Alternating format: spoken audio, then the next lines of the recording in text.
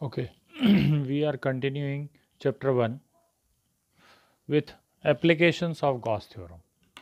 इसमें हम लोग गॉस थ्योरम की हेल्प से कुछ इलेक्ट्रिक फील्ड्स कैलकुलेट करेंगे जो कि नॉर्मली कैलकुलेट करना डिफ़िकल्ट होते हैं। जैसे सबसे पहला एप्लीकेशन है to find intensity of electric field due to an infinitely long straight charged wire. मतलब हमारे पास एक लंबी वायर है जिसकी लेंथ इनफाइनाइट है और वो पूरी यूनिफॉर्मली चार्ज्ड है। तो उस वायर के चारों ओर, जैसे अगर इस सिचुएशन को हम इस तरह से इमेजिन कर सकते हैं, एक वायर है जो कि लास्ट में इनफाइनाइट तक जा रही है ऐसे।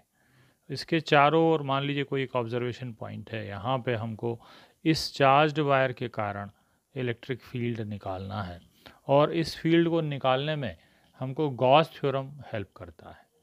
So this is the heading for this topic. Suppose हमारे पास एक इस तरह से एक लॉन्ग चार्ज्ड वायर है जिसको पूरे को प्लस चार्ज दिया हुआ है, जो इसमें यूनिफॉर्मली डिस्ट्रीब्यूटेड है ना। तो हम लिखेंगे we have a very long charged wire as shown. हमको निकालना क्या है, इसके कुछ डिस्टेंस पे, मान लेते हैं आर डिस्टेंस पे, ठीक, यहाँ पे हमको फील्ड निकालना है। So we have to find electric field at A, distance हमको मालूम है ना, distance is R from wire. अब हमको इस वायर से R डिस्टेंस के A पॉइंट पे फील्ड निकालना है और ये वायर इनफाइनाइट लेंथ की है, ठीक। इसके लिए हम यहाँ पे एक cylinder as a Gaussian surface imagine करते हैं, ठीक है। फॉर दिस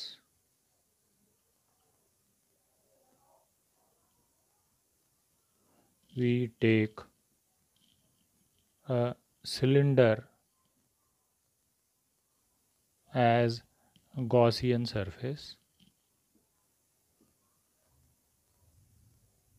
अब हम यहाँ पे एक सिलेंडर इमेजिन करते हैं।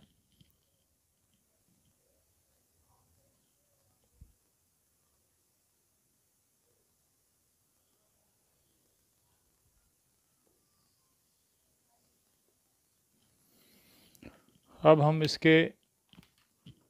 गॉसियन सरफेस के सभी सरफेसेस को अलग अलग कंसिडर करेंगे। तो ये जो सिलेंडर है इसमें हम 3 सरफेसेस इमेजिन कर सकते हैं। एक ऊपर वाली सर्कुलर, ऊपर की तरफ इसका डायरेक्शन होगा।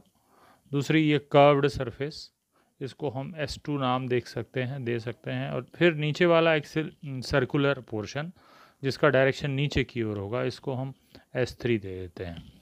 तो पूरे सिलेंडर को हम लोग 3 सरफेसेस में बांट सकते हैं, है ना। तो अब जो है हम लोग सिलेंडर की लेंथ को L इमेजिन कर लेते हैं। यहाँ से लेकर यहाँ तक जो सिलेंडर की लेंथ या हाइट है वो L है ना।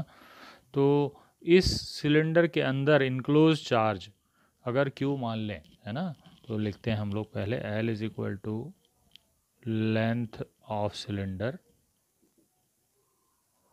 और Q is equal to charge enclosed in cylinder.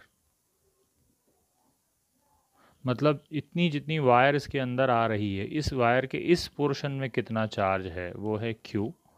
तो हमको मालूम है कि lambda is equal to Q upon L होता है। लेमडा क्या है, लीनियर चार्ज डेंसिटी।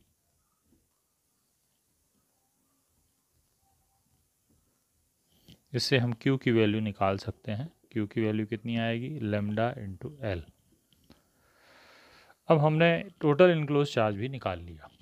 अब हमको फील्ड निकालना है चारों तरफ। उस फील्ड को निकालने के लिए फ्लक्स 2 तरीके से निकाला जाएगा। एक फ्लक्स हम निकालेंगे गॉस थ्योरम से और दूसरा वाला हम लोग उसको इंटीग्रेट करके गॉसियन सरफेस के लिए निकालेंगे। तो सबसे पहले हम लोग गॉसियन सरफेस के लिए की हेल्प से फ्लक्स निकालते हैं, है ना। अब हम लोग फ्लक्स इंटीग्रेशन मेथड से निकालेंगे। Phi is equal to surface integral of E dot D S. अब ये पूरे सिलेंडर के लिए ई डॉट डी एस लिखा हुआ है। इसको हम 3 पार्ट में बांट चुके हैं। एक है अपर सर्कल, दूसरा सरफेस S2 है कर्व्ड सरफेस, तीसरा सरफेस SC है लोअर सर्कल जो कैप है नीचे का। तो हम उसको इस तरह से लिखेंगे ई dot D S one plus ई dot D S two plus ई डॉट डी एस थ्री, तीनों का डॉट प्रोडक्ट यहाँ पे लिखा जाएगा। और ये S1 सरफेस के लिए है, ये S2 सरफेस के लिए है और ये S3 सरफेस के लिए है। अब हमको E और DS के बीच का एंगल निकालना पड़ेगा, है ना। तो वो तीनों केसेस में जो एंगल आएगा उसकी वैल्यू उसमें रख दी जाएगी। जैसे यहाँ पे E और DS के बीच का एंगल है 90 डिग्री, यहाँ पे है 0 डिग्री, देखो कि ये पैरेलल हैं। फिर से इस सरफेस के लिए E और DS के बीच का एंगल है 90 डिग्री, तो उसकी वैल्यू इसमें रख दी जाएगी। तो यहाँ पे E पहले लिख लेते हैं हम लोग, लिखेंगे for S1 vector E is perpendicular to vector DS1 vector. तो जो एंगल हो गया थीटा वो कितना हो गया 90 degree. Similarly for S2 E vector is parallel to DS2 vector, theta हो गया 0। Similarly for S3 E vector is perpendicular to DS3 vector, therefore theta है 90 डिग्री। तो डॉट प्रोडक्ट में यहाँ पे सब में थीटा की वैल्यू लिख दी जाएगी और फिर हम लोग इसमें वैल्यू लिख देते हैं। S1 के लिए ई डी एस कॉस 90, क्योंकि पहला वाला एंगल आया है 90 डिग्री, ये है S1। फिर S2 के लिए ई डी एस कॉस 0, क्योंकि 2 सरफेस के लिए एंगल आया है 0। Similarly for third surface S3 के लिए, है ना, ये सरफेस इंटीग्रल लगाना है अपने को, ई डी एस कॉस 90। अब सब जगह हमने एंगल्स रख दिए। E dot D S one को लिखा गया E D S one, E dot D S two को लिखा गया E D S two, E dot D S three को लिखा गया E dot D S three, और सब के साथ में कॉस थीटा की वैल्यू लिख दी गई, है ना। यहाँ पे अपन को लिखना है कॉस 90, कॉस 0 कॉस 90। अब क्योंकि यहाँ पे 90 है तो ये टर्म पूरा का पूरा 0 हो जाएगा, और यहाँ पे जो सरफेस 2 है यहाँ पे 2 होना चाहिए, तो cos 0 इज़ 1, तो cos 0 चला जाएगा, ये वाला टर्म बच जाएगा। सिमिलरली यहाँ पे ये जो 90 डिग्री है cos 90 के कारण ये टर्म भी 0 हो जाएगा। तो हमारे पास केवल एक टर्म बच रहा है यहाँ पे E D S two, surface integral of E D S two. तो उसको यहाँ पे हम लोग फिर कंटिन्यू करते हैं। अब यहाँ पे बच रहा है हमारे पास केवल एक टर्म S2 सरफेस के लिए ई डी एस टू। अगर इसमें इस सिलिंड्रिकल सरफेस को देखा जाए तो ये कर्व्ड सरफेस S2 के लिए ये फार्मूला इस तरह से बन गया है ना। तो हम यहाँ पे देख रहे हैं कि ये वायर से पूरा का पूरा इसका सरफेस बराबर डिस्टेंस पे है, इसलिए E को हम कांस्टेंट है बाहर ले सकते हैं, और अंदर जो है S2 के लिए बच रहा है केवल DS2। DS2 का मतलब है ये जो छोटा सरफेस है इसका इंटीग्रेशन पूरे कर्व्ड सरफेस के लिए। तो हम पूरे कर्व्ड सरफेस के लिए मतलब कर्व्ड सरफेस एरिया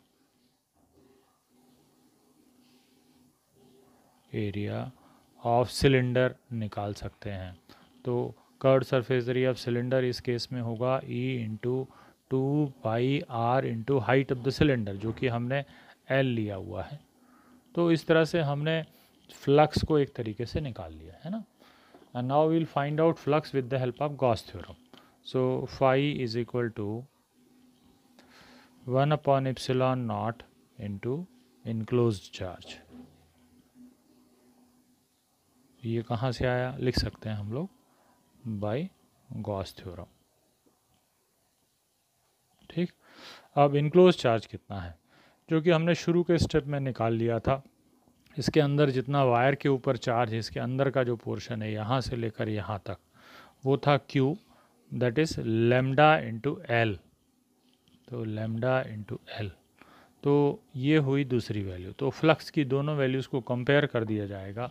एक वैल्यू आई है E इंटू 2πRL और दूसरी आई है 1/ε0 इंटू लैम्डा एल। इन दोनों को कंपेयर किया जाएगा। तो अब हम लोग लिखेंगे कंपेयरिंग 1 and 2, है ना। Now will write comparing 1 and 2। तो 1 में जो वैल्यू है वो है E into 2πRL is equal to 1/ε0 into lambda L. अब इन दोनों को सॉल्व कर दिया जाएगा। तो इस तरह से E की वैल्यू आ जाएगी, और E की वैल्यू आ रही है 1/ε0 into lambda L into 1/2πRL। इसमें से L और L कैंसिल हो जाएगा। इसको थोड़ा रीअरेंज कर लेते हैं। 1/2πε0 lambda upon 2π is gone, so lambda upon r। इसको हम इस तरह से भी लिख सकते हैं 1/4πε0